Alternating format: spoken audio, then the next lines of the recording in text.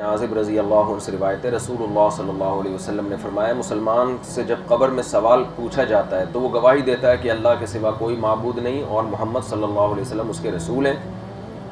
فذالک قولہ، تو اللہ کا یہ قول جو قرآن میں آتا ہے نا، اس کا یہی مفہوم ہے، یعنی معنی قولی ہی، مجاز بحث پہ مضاف۔ یثبت اللہ الذین آمنوا بالقول الثابت فی الحیات الدنیا وفی الآخرہ، ہے نا قرآن میں اللہ تعالیٰ قول ثابت کے ذریعے ایمان والوں کو دنیا میں بھی اور آخرت میں بھی ثابت قدم رکھتا ہے۔ وہ قول ثابت کیا ہے؟ کلمہ طیب، یعنی کلمہ توحید لا الہ الا اللہ، ایک ایسا کلمہ ہے جس سے انسان دنیا میں بھی صحیح راستے پہ چلتا ہے اور آخرت میں بھی۔ آپ کہہ سکتے ہو کلمہ طیبہ کا صحیح راستے سے کیا تعلق ہے؟ بھائی جب توحید کا اقرار کرتا ہے تو پھر اس کے لوازمات خود بخود ہوتے ہیں۔ اللہ کو مانے گا تو پھر ظاہر ہے اللہ اور بندوں کا کوئی تعلق بھی مانے گا۔ جب اللہ بندے کا تعلق تو وہ پیغمبروں کے بغیر ممکن نہیں ہے، پھر پیغمبروں کو مانے گا، پھر مذہب کو مانے گا، پھر مذہب ہر معاملے میں رہنمائی کرتا ہے۔ جن لوگوں کے پاس مذہب نہیں ہے ان کے پاس صحیح اور غلط میں تمیز کا کوئی معیار ہی نہیں ہے، تو وہ کسی ایک بات پہ ٹک ہی نہیں سکتے، قائم ہی نہیں رہ سکتے۔ تو یہ ہے، یعنی اس ایک جگہ اللہ اس کو کھڑا کر دیتے ہیں، جما دیتے ہیں استقامت کے ساتھ۔ تو یہ کلمہ توحید کے بغیر ممکن نہیں ہے، اور مشرک بھی وہ بھی الٹتا پلٹتا رہتا ہے۔ تو یہی کلمہ توحید کے ذریعے مسلمان دنیا میں بھی ایک ٹریک پہ چلتا ہے اور ثابت قدم رہتا ہے۔ ثابت کا مطلب بہت ساری شیطانی قوتیں اور نفسانی خواہشات اس کو دائیں بائیں ورغلاتی ہیں، لیکن وہ اس کی وجہ سے سیدھے راستے پہ چلتا ہے کہ بھئی یہ خدا کو مانتے ہیں تو سب سے پہلے اس کا حکم ہے۔ یہ ایسے دور چار کی طرح بات ہے نا، بالکل، تو بھئی اپنی رائے کو اللہ کے آگے چھوڑ دینا ہے، اللہ سے زیادہ کون صحیح سمجھ سکتا ہے۔ تو آخرت میں بھی کیا مطلب؟ قبر میں اور میدان حشر میں بھی، تو قبر میں بھی یہ کلمہ توحید اس کو عذاب سے بچائے گا۔ وفی روایت عن النبی صلی اللہ علیہ وسلم قال یثبت اللہ الذین آمنوا بالقول الثابت نزلت فی عذاب القبر یقال له من ربکم، انسان سے پوچھا جاتا ہے تیرا رب کون ہے؟ فیقول ربی اللہ ونبیہ محمد، کہتے ہیں میرا رب اللہ ہے اور میرے نبی محمد ہے صلی اللہ علیہ وسلم۔ اچھا، یہاں ایک سوال ہوتا ہے، جو سوال تو آگے آنا چاہیے، لیکن آپ دیکھیں یہاں دو ہی طبقوں کا ذکر ہے۔ جو یہ کہتے ہیں کہ میرا رب اللہ ہے اور نبی میرے رسول ہیں، تو وہ اس کے لیے جنت کے دروازے کھول دیے جاتے ہیں، اور جو کہتا ہے کہ میں نہیں جانتا، جو منافق اور کافر ہے، اس کے لیے جہنم کے۔ تو پھر اس سے تو یہ پتہ چل رہا ہے تیسرا تو کوئی طبقہ ہے نہیں۔ تو بد عمل مسلمان کا کیا ہوگا؟ بھائی بد عمل مسلمان سے جب اللہ کے بارے میں پوچھا جائے گا تو اللہ کو تو اللہ مانتا ہے، نبی کو تو نبی مانتا ہے نا، تو صرف اتنا کہہ دینے سے جنت کی کھڑکیاں کھل جاتی ہیں، تو پھر تو عمل کا کیا فائدہ؟ آگے جتنی حدیثیں آ رہی ہیں نا عذاب قبر کے بارے میں، سب میں یہی ہے کہ دو سوال ہوتے ہیں، اللہ اور رسول۔ مومن ان دونوں کے جواب درست دیتا ہے اور کافر ان دونوں کے جواب غلط دیتا ہے۔ جو درست دیتا ہے ہمیشہ کے لیے پھر عیش میں، اور جو غلط جواب دیتا ہے وہ پھنس جاتا ہے۔ حالانکہ ہم تو مسلمانوں میں جو گناہگار ہیں ان کے بھی عذاب قبر کے قائل ہیں نا۔ اب اگر وہ گناہگار مسلمان یہ کہہ دے کہ مر ربو کا کے جواب میں کہ مجھے کیا پتا، تو اس کا مطلب تو مسلمان ہی نہیں ہے۔ اور اگر وہ کہتے ہاں مجھے پتا ہے اللہ میرا رب ہے، رسول میرے نبی ہیں، اور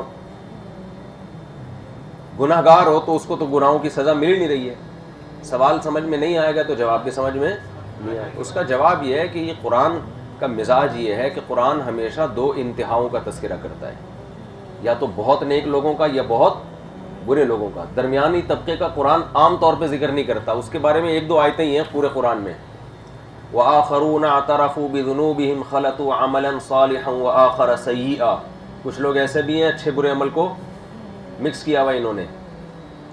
ورنہ قرآن جہاں تذکرہ کرتا ہے یا تو بالکل نیچے درجے کی جہنم میں جانے والے لوگوں کا، یا بہت نیک لوگوں کے قرآن ذکر کرتا ہے تو سورہ فرقان کے آخری رکوع دیکھ لو آپ، ان کی جو اچھی صفات کے جنتی ایسے ہوتے ہیں، ہے نا، یبیتون لربہم سجدا وقیاما، جنتی کے ایسی جنتیوں کے خواص، یعنی کسی نے جنتی کو دیکھنا ہو تو یہ ہوتے ہیں۔ اس میں آپ جو اپنے آپ کو تلاش کرو گے تو آپ کو اپنے علاوہ ہر آدمی اس میں نظر آئے گا، کتنے نیک تو ہم ہیں نہیں، لیکن ہم اس سے لگتا ہے شاید ہم جہنمی ہو۔ تو جب جہنمیوں کے آپ جاؤ گے تو آپ کو لگے گا جو جہنمیوں کی علامتیں قرآن بیان کر رہا ہے وہ کیا ہے؟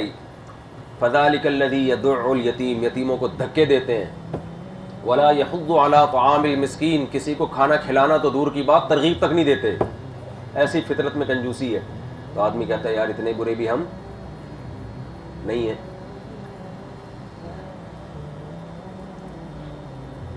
خیریت؟ یہ آپ لوگ کس سلسلے میں آئے ہیں؟ نہیں یہاں جو ہم لوگ بیٹھے ہوئے ہیں یہ کس سلسلے میں، کچھ پتہ ہے آپ لوگوں کو؟ آپ کا کیا خیال ہے یہ ہم لوگ کیا ہو رہے ہیں؟ آپ بتائیں گے، آپ سے پوچھ رہا ہوں یہ کس سلسلے میں ہم لوگ یہاں پر آنا ہوا؟ اللہ کی رضا کے لیے آپ بتا سکتے ہیں یہ ہم لوگ کیا ہے؟ حدیثیں سن، کیونکہ کوئی لگ ہی نہیں رہا کوئی چہرے سے کوئی سوال سمجھ میں آ رہا ہو یا کچھ. آسان سی بات، بہت زیادہ آسان ہے. اچھا جواب دے دیں گے تو سمجھ میں آ جائے گا. میں آپ کے چہرے ایسا کہ ٹی وی میں نہیں آ رہا ہوتا بندہ. اچھا تو اس کا جواب یہ ہے کہ قرآن کی عادت ہے، یا تو جب اچھے لوگوں کا تذکرہ کرے گا تو جو اچھائی میں سب سے اعلیٰ درجے کے، بروں کا کرے گا تو برائی میں سب سے برے لوگوں کا، یہ بتانے کے لیے کہ اب اپنے آپ کو خود ہی دیکھ لو تم کدھر کو زیادہ ہو. صحیح ہے نا؟ اب خود ہی دیکھ لو کہ تم. تو یہاں بھی عذاب قبر میں بھی اللہ نے حدیث میں دو طرح کے لوگ ہیں، درمیان کے لوگ غائب ہیں. اب ان کا کیا ہوگا ظاہر ہے وہ بیچ میں لٹکے ہوئے ہوں گے. کچھ کو اللہ اپنی رحمت سے معاف کر دے گا، کچھ کو سزا دے دے گا. پھر سزا دینے کے بعد پھر ان کے ساتھ وہی احوال شروع ہو جائیں گے جو نیک مومنوں کے ساتھ ہوتے ہیں. تو ان کا تذکرہ نہ ہونے سے یہ لازم نہیں آتا کہ تیسرا طبقہ سرے سے کوئی ہے ہی نہیں، یا تو جاتے ہی عذاب شروع یا جاتے ہی جنت کی کھڑکیاں. بس مومن اور کافر ایسا نہیں ہے. بہت سے لوگ مومن ہوں گے مگر ان کو عذاب قبر ہوگا. اللہ تعالیٰ ہم سب کو محفوظ رکھے. حالانکہ وہ سوال کے جواب درست دے چکے ہوں گے.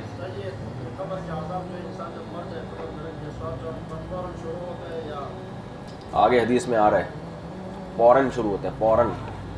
مطالعہ کر کے جایا کرو. چلو ہے کیا بول رہا ہے؟ وہ بھی کافروں میں شمار ہے نا ان کا. ہاں چلے جی.